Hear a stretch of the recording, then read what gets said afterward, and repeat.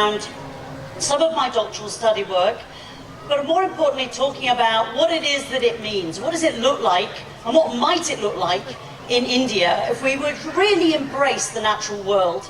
So we know from people like Howard Gardner, who talks about naturalistic thinking, we know from various models of education, Montessori believed in understanding the geographical systems.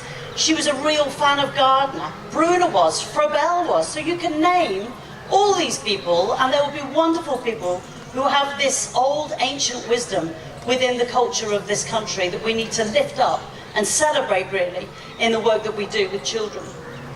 So in my speech I want to really do two things. One is to give you a framework to think a little bit about what nature-based education looked like. Is it actually just opening a door and going outside? Is that what it means to you? Or does nature-based education mean a little more than that? Does it mean that we're actually going to start using the natural world as a focus of our context inside our buildings? Is it that? Is it the fact that actually we all want to be sustainable and we're trying therefore to reduce the pollution, that we're trying to look at litter management and power use within our programs? You need to ask yourself what your own ontology is. What is your perspective of the natural world? Is it something to get away from? So we shut the door and we pretend we don't see it. Do we only engage with beautiful nature? So how many of us walked in the palace gardens, taking photographs of gorgeous fountains and beautiful flowers and stunning trees? We all do that. But actually, the natural kingdom has another side. It has the side of the dog in the street, the goat that won't get out the way, the cow that's right in front of you. Those are also parts of that natural kingdom, and how prepared are we to actually embrace the whole thing? Because the holistic view of the natural world is where my thinking comes from. So we have some choices to make today, and at the end of the day you could leave today having heard me talk and decide to do absolutely nothing. You could just go home and go, well, she was all right. She comes from Scotland, which isn't England, by the way, or Wales, or Northern Ireland. It's another part. You could just say, well, she was all right. She's a friend of Swati. They've met. That's lovely. But I've got to ignore everything she says. That is your choice. But do it at your peril, because the previous speakers have given you the scientific research that says we can't ignore it. We need to place it more centrally in our world. So let me give you some provocations. We currently know more about the natural kingdom than we have ever known, really. We can photograph it. We have it on our devices as screensavers.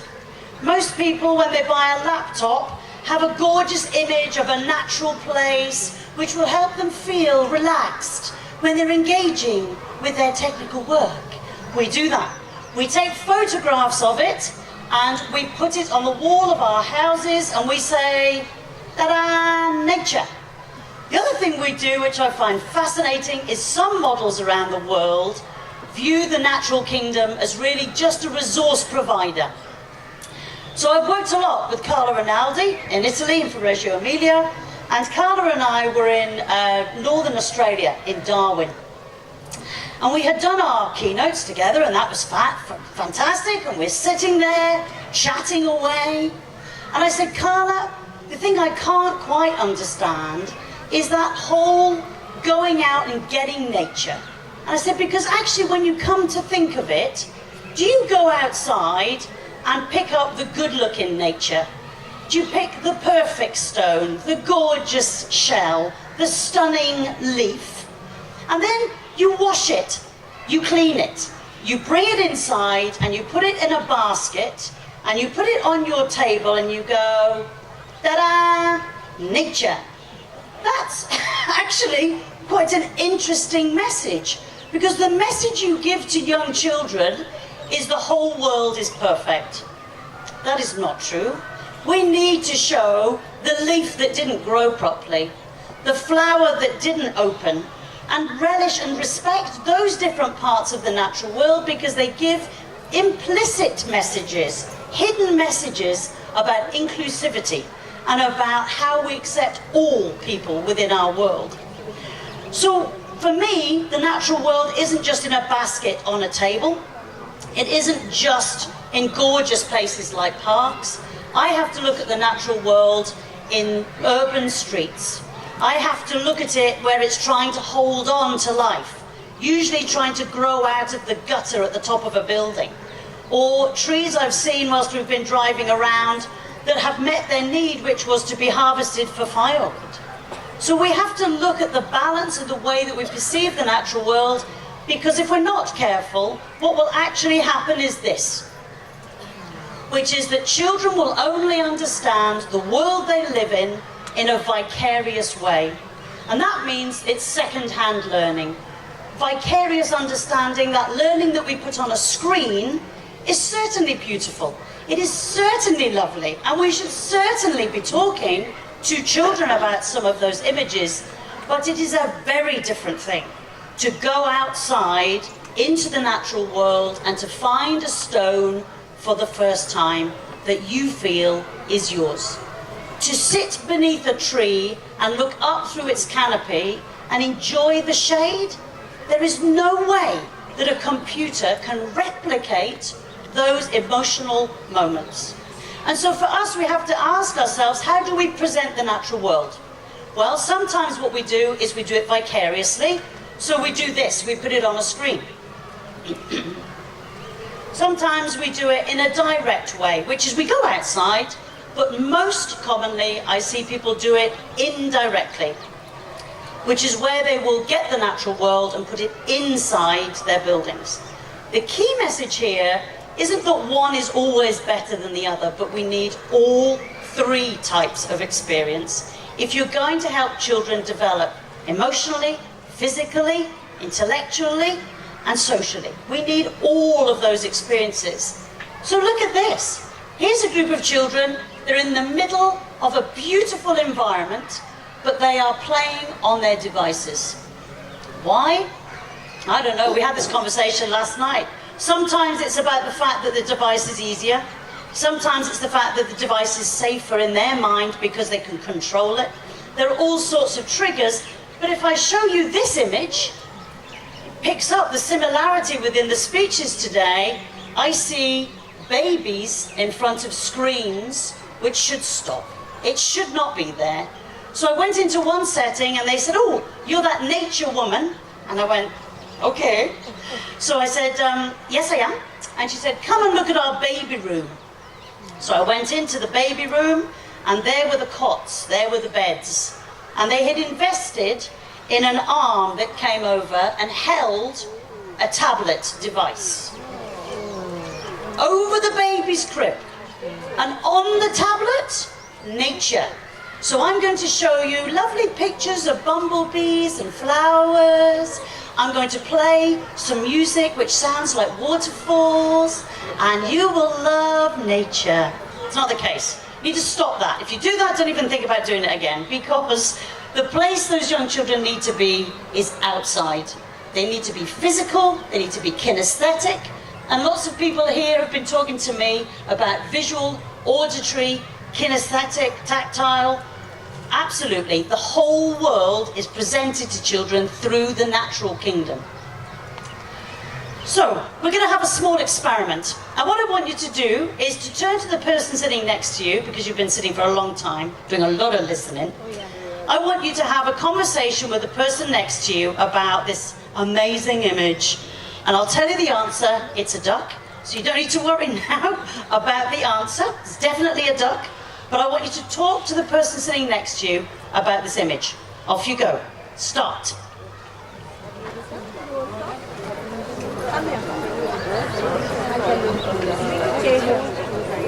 I help you?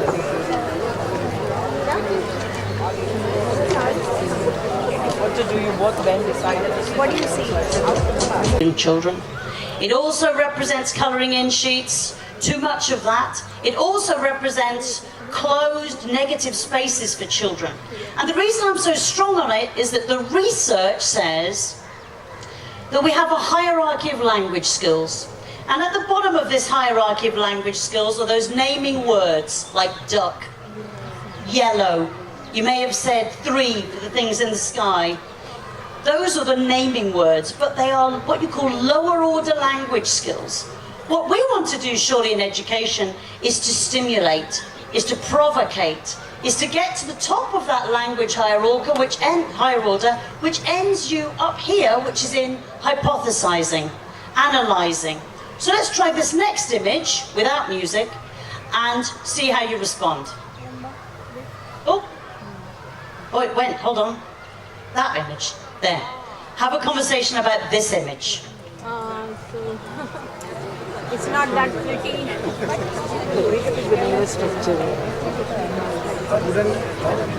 This is the actual duck. And this is not pretty. I cannot take this. Yeah, a wooden one.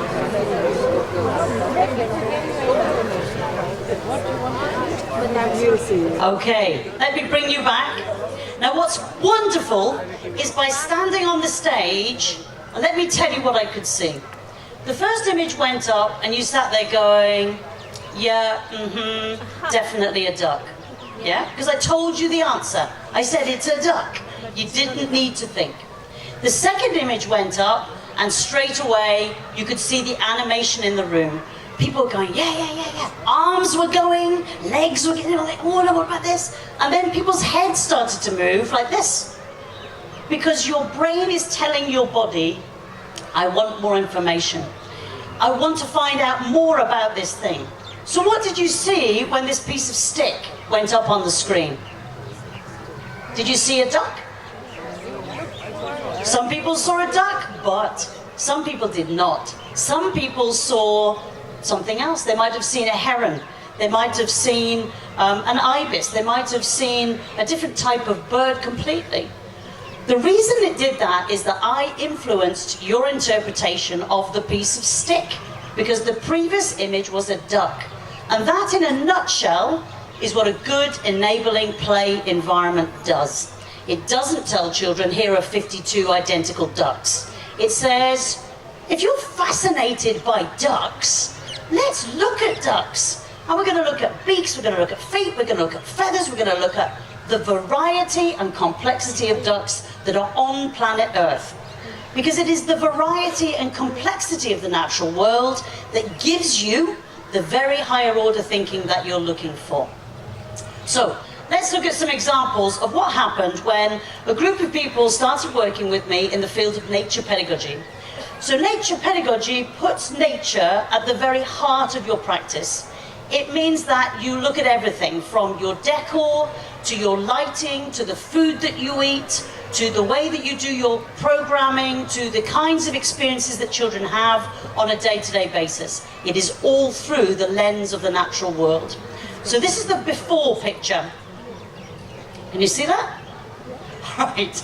So here's a classroom. What strikes you about this classroom right now? It's messy. It's cluttered, very visually complex, too much going on. And the lady who was there with me, who I know very well now, she said, well, actually, I really love nature. I said, do you?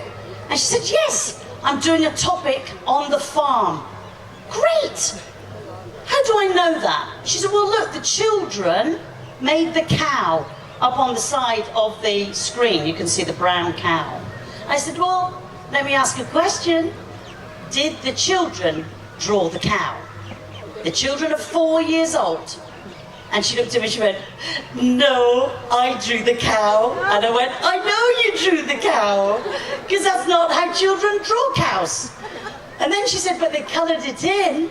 And I went, did they?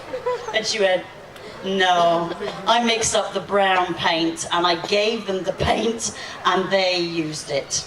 And I touched it up after they'd gone home. I said, okay, so let's talk about the word authentic. Let's talk about real world learning. If you want children to understand a cow, then find a cow. If you want them to understand milk, then we need to see different types of milk and we need to understand what they look and taste like. Those are the things, the making of cheese, what we would call the ancient crafts, the ancient practical wisdoms of how we use the natural world are the thing that actually happens on a day-to-day basis in a Centre for Nature Pedagogy. So this is what it became. This is how it was transformed. So when you look at the colour, so if you look at the colour, we take down the colour, we bring it into a more subdued space. That means children bring the colour into this. Now some people have started saying to me, oh, that's Reggio Emilia. No, what happens is that Reggio Emilia or Frobel or Steiner or any of these people used what you call biophilic design principles. That means that they saw the colour palette as being natural. That meant that they saw the things they put in that environment as being natural. So it means where you are affects the way this looks. So your environment in India won't look like this, and neither should it, because this is from a different country. Here's another one. Now we're in London, where that was inside. This is an outside example. So here's a school who said, I really want nature-based learning. I really want to be looking at learning outside the classroom, and I want my teachers to be out there playing and learning with children. But they gave them a prison yard. In fact, the reality is that many people in the UK prisons have more time outside than young children. Because when it gets to be timetabled and people say they've only got 30 minutes, that's actually less than prisoners get when they're on exercise yards in prisons. That's terrifying. So, keep your eye on the blue shed at the very back, if you can see the blue doors, because this is what it became. It was transformed. And people say to me, how long did that take? Was it a weekend? I was like, no, it took weeks and weeks. But the reason it took weeks and weeks was there's no point in changing your outdoor play area or your landscape if your understanding of how to use it doesn't develop at the same rate. So when I see gorgeous places, but the teachers in it stand like this with their arms crossed, or they stand aside looking at children, it begins to help me understand that we need to be trained in the field of nature pedagogy. So what I did in my research was to look really at all the different models and ways that people around the world engage with nature. That's quite a hard task. It's huge. It's absolutely vast. But one of the things that I was able to do was to identify what you call the principles underneath nature pedagogy and say, what are they? Well, they're holistic, most definitely. They are place-based. And that means if it's place-based, it is culturally relevant to the country in which it's in. So you don't take a model from over there and implant it. As Swati said at the beginning, it's about identity here, in this place.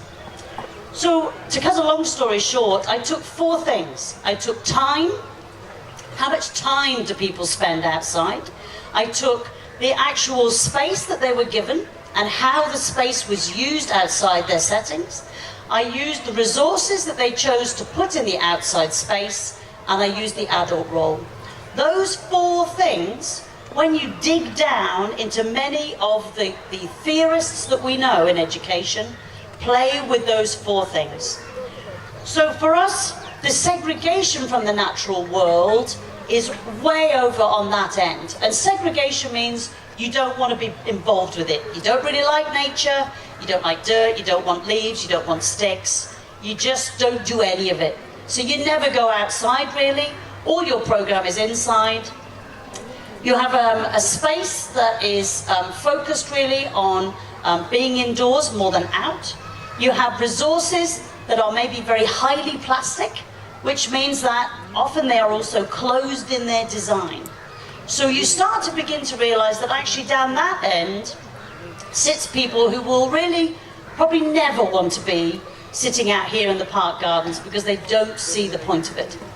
And then you move to the other end, over here. This end of the spectrum is what I would call the integration of nature pedagogy. And what that means is that the values are very, very strong. So for us at the Nature Kindergarten, which I'm going to talk to you about in a minute, time flows through our day. So we come in the morning, and although the pacing will change, our pacing works in tune with the weather. So today, for example, we all came in here first thing this morning, and then we all sat down, and it was a bit chilly. And so you can see people going, oh, it's a bit chilly. But as the heat is now rising, now we're fanning ourselves at the back. If we're looking at temperatures that are 30, 40, 50 degrees that I might work in, then I need to work in rhythm with the weather, with the temperature. And I know that sounds very obvious, but when I look at a timetable and somebody says, at 12:30, I will allow the children to go outside for 30 minutes, well, that's going to be one of the hottest parts of the day. So we start our program outside, and then we go inside when it gets too hot. So your rhythm of your day moves in tune to the weather and the temperature. When you look at your space, the space is more free-flowing. So in the ideal scenario in a nature kindergarten, you will have an inside space that has an open door, and then you flow into your outside space, and then it actually has a third space, which is the space beyond, which I'll talk to you about in a moment. The resources are often in these environments found. So let me tell you a quick story. I was going to a setting, excuse me, and they wanted me to do something called forest school. I don't know if you've heard of forest school in your research. Excuse me.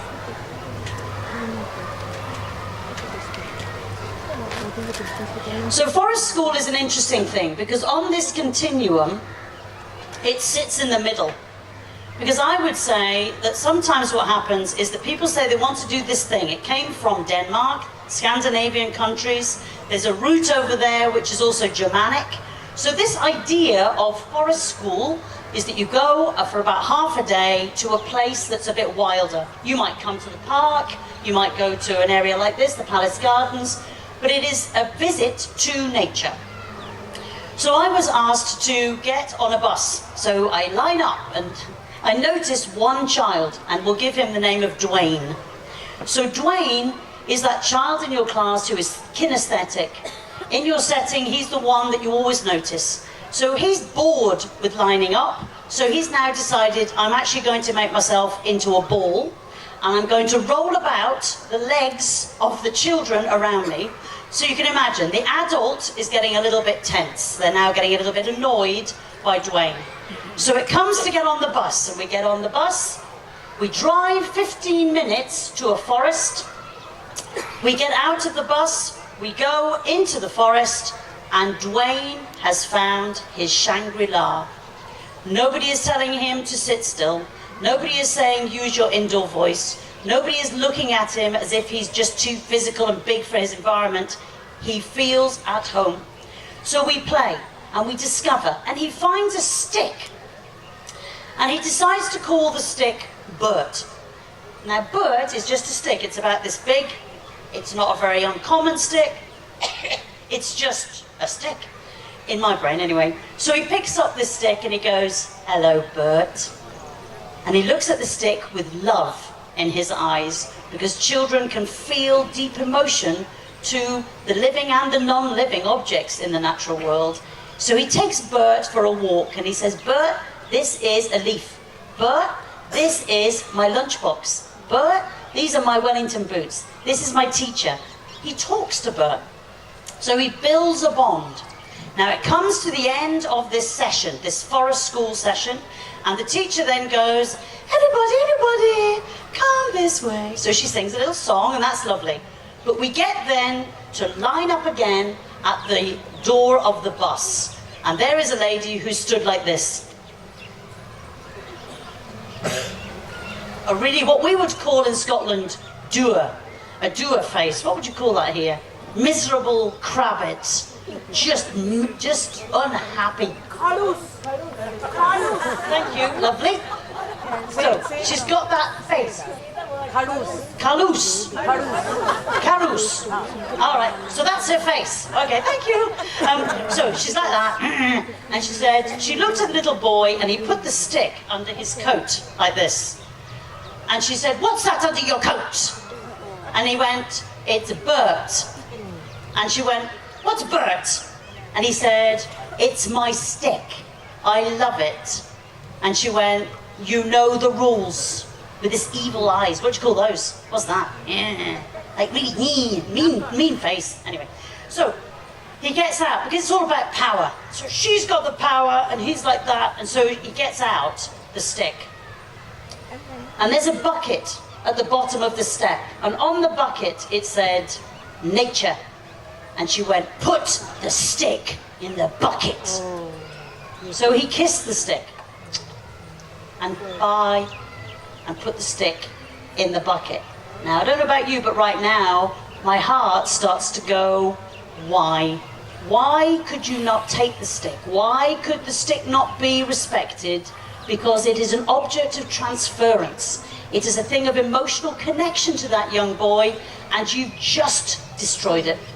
So we get on the bus, and so he's looking out the window and he's got tears in his eyes, and I said, could I sit by you, please? And he went, yeah. So I sat beside him on the bus, and we're going along, and I said, are you going to be all right? He said, no, I'm not all right. And so I left him, and so a bit later on, I said, how can I help? Is there anything I can do to help you feel better now? And he went, well, actually, I'm going to be fine. And I went, okay. And he went, 'cause look. And he opened up his little hand like this, and in his hand was the top inch of Bert that he'd broken off the stick. And he said, look, I've got micro Bert. So he'd taken his little stick and taken it with him. Now, the point is, I love that story because it's about the child's resilience.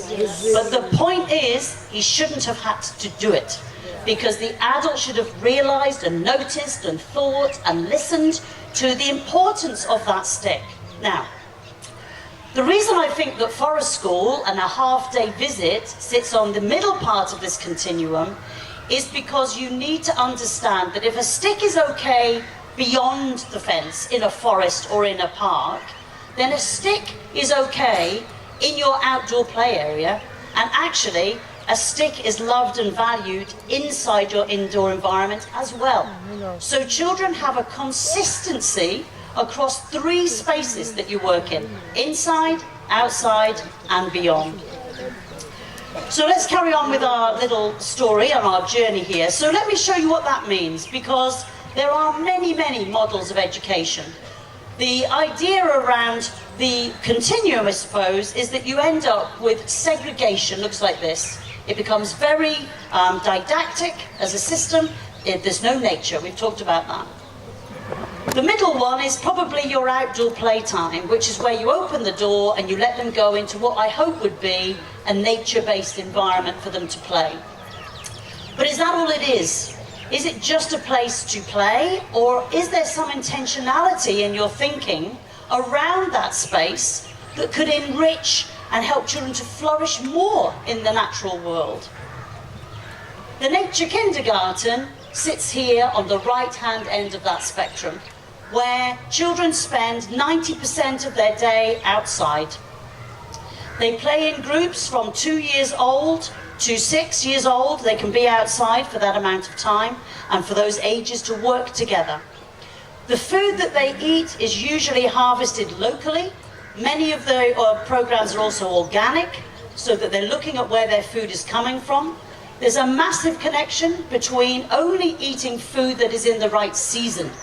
Because what we've begun to do is to say, well, if I feel like this food and I want it now, so for example in Scotland, we have strawberries at Christmas in December. Well, that's ridiculous, because in Scotland, strawberries don't grow at Christmas. So we bring them from another part of the planet, and my family call them bouncing strawberries, because they've got no taste. And you can literally bounce them off the floor because of the chemicals that have been put in them. So the food that you eat, the light that you use, the physical activities all come together to make those integrated systems. So this is what a clone nature kindergarten looks like. It's in a little old gatehouse. You're all welcome to come to Scotland. Just give me a bit of notice if you're coming. But this is what Scotland looks like. It's full of old stuff, and I'll just apologise now on behalf of all of my ancestors for any colonisation that they did and anything they destroyed or brought into the country or stole, because that's bad news. Had to say. So So it serves us right, can I just tell you, because now we have invasive species in Scotland and across the whole of the UK, which we can't get rid of. So we have Himalayan balsam that's invading, we have rhododendrons going mad. So it serves us right. But around our house, our little cottage, are what they call the policy woodlands, which are the woodlands really attached to places like palaces and things like that, which were where you put your specimens that you brought back from raiding the world. So we work in 3 settings. So inside, very, very simple. Lots of wooden furniture, very subdued colouring, as you saw in some of the earlier images. The middle part is our outside area, and in the outside area, we ask children to be the designers. So if I was to ask your children, what would they want in the outside area, what would they say? What do you think children would say they want outside if I asked them tomorrow? Sand. Absolutely sand. Water. Swing sticks. Swing, something to swing on. Sticks, flowers, dry Flowers, sticks. dry flowers. All of those things. But often, we either forget to ask them, or we only provide the things that really we want them to have. But actually, that's about our own comfort zone. So I have seen many adults who refuse to have sticks. And I say, what's wrong with sticks? Well, because all the children will poke out their eyes on a stick. Now, I'm not saying go home and try this, but have you tried getting your eyeball out of your head? It's very difficult. And the probability is it's not going to happen. The probability is that most children, the majority I meet, do not want to poke their eyes out with a stick. Neither do they really understand, when you look at sand play, why can't they put the water in the sand? Because many people have the rule, that's the water tray, and that's the sand tray. And you don't put the 2 together. But actually, that's exactly what we need to do if you're really going to increase the complexity of your nature-based environment. And then the third space, which is a different space, is the space beyond the gate. And I find that concept really interesting, because actually, it's maybe not the case here, but certainly in the UK, community has been put beyond the gate. Very few parents now come into our settings. When we look at beyond the gate, it could be a park like this, it could be a forest. The difference is, it's nature on nature's terms. It's not been picked, it's not been cleaned. So that discovery, whoa, hold on, that discovery is really, really important, that children have the emotional connection to the discovery. And that happens more in a wilder space than it does anywhere else. So, we learn with nature, we're just not in it. That's a different thing. So let's have a quick look, because I've only got 3 minutes, so I'm going to whiz through this. These are some of the things that we do. So we will go out and they will climb trees. We will go and sit by a beautiful loch and just watch the swan float by. Because in that moment, there is no need for questioning, because the environment is doing its thing. It is building a connection to the child, and there's a sense of peace and calm about those moments that children need in their rather over-stressed lives. We do it all day long, and that means from 8:30 in the morning till 6 o'clock at night, we can actually be outside all year round. And so our temperature variation is anything from -10 to about 28, 29. That's about the hottest we would get. But we're outside all the time. So what I wanted to do really was to leave you with this idea about the fact that it's about learning with nature. That's absolutely at the core of this. So I started to think about what was the one thing that everybody in the world can probably achieve. And I came up with shadows. So shadows, I don't know if you noticed when you came in here this morning, there was a stunning, stunning shadow of a tree on the side. Did you see that, Smarty? It was stunning. And there's one there now. It's beautiful. So we go outside and we see the shadows, but we don't always look at them. We do this a lot, like we're doing today. We sit inside looking out at shadows. That's okay, it's quite nice to do. It's a fascination for me that all children have the jumping into and out of shadow, walking along the shadow of a chain along a footpath. They're everywhere, in every location I go to around the world. We can create shadow. This is in an outdoor play area where they wanted to actually strategically put the sand pit beneath the tree, not just for shade, but because of the complex learning that was going to come from the understanding of light and dark. We can lie under a tree and look at the beautiful differences in the tone and colour of the leaves. We can find and trace the numbers of little tiny parts of this leaf. Just having it there against a wooden background highlights the leaf and makes it an opportunity for learning. We can pick up an old skeleton leaf and look at the way that we can see the leaf structure and the veins within that leaf. We can look at the fact that this is a tree you can't see through. And what is the difference between opacity, which you can see through that's transparent, and opaque? How does that work?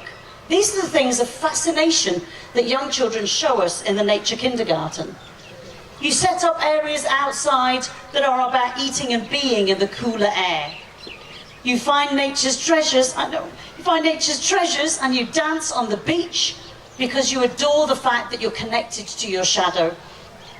You play with your friends and explore relationship when you're there making your shapes together. You stand above a pool of water and look at how the water diffracts and changes the shape of your shadow. We can dance, we can sit in dappled light. To show you this, many people go outside because they want physical development for children. I believe that we need to put the natural world at the heart of what we do because of the learning opportunities it affords. All of those photographs I've just shown you, I can say to you, actually, we explored temperature, time, light and shade and opacity, shape, distortion, angles, opacity, the joy, the love, the fun of being outside. We can look at relationships, structures, the changing shapes, we can look at dimensions, but unless the adult can make that visible, then people will only view the natural world as just being something to play out in, rather than a place to learn. Thank you very much. Thank you, Dr. Warden. Forest kindergartens, because everybody can't have a forest to go to. Now, the only thing that you all will have to do during lunch is attack Claire, not physically, but with your questions, because I know what was going on in everybody's mind, that what will parents say, how will we keep the children safe? See, I can see the nodding going on. So maybe you can ask Claire about that. I call her the mother of nature kindergarten, so she's here to answer all your questions. And that is another reason why we've not kept the sessions interactive. We don't ask questions at the end, because we want you to go seek out all the speakers and go and speak to them. So thank you, Claire. Thank you so much. Thank you. Let me now do the honors.